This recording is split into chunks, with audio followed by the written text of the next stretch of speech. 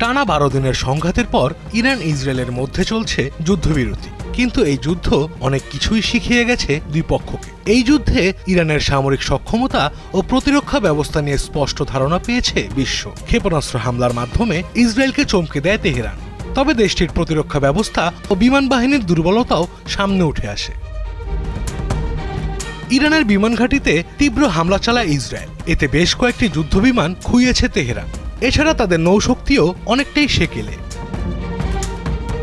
এ অবস্থায় নিরাপত্তা বিশ্লেষকরা বলছেন, বর্তমানে সংঘাত থামার পর ইরান চেষ্টা করবে সামরিক শক্তি বৃদ্ধি করার। সেক্ষেত্রে রাশিয়া ও চীন থেকে আধুনিক অস্ত্র ও বিমান কিনতে পারে দেশটি।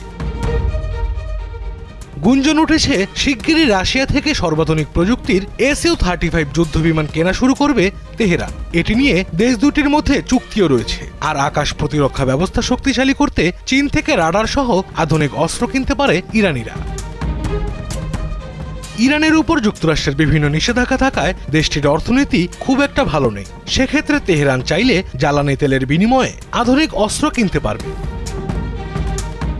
এদিকে যে কারণে ইরানের সাথে যুদ্ধে জড়িয়েছিল ইসরায়েল, ইরানের সেই পরমাণু কর্মসূচির ভবিষ্যৎ নিয়ে প্রশ্ন উঠছে নানা মহলে। যুক্তরাষ্ট্র ও ইসরায়েলের হামলায় ইরানের পরমাণু স্থাপনার কেমন ক্ষয়ক্ষতি হয়েছে এই বিষয়ে এখনো স্পষ্ট ধারণা নেই কারো।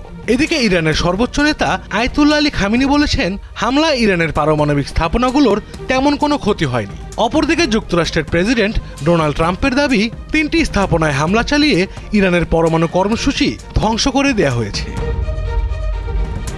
তবে ট্রাম্পের দাবির সাথে একমত নন অনেক বিশেষজ্ঞ।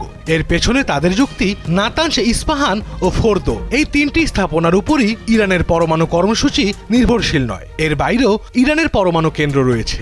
পাশাপাশি ইরান যে প্রযুক্তিগত জ্ঞান অর্জন করেছে তা কেউ নষ্ট করতে পারবে না।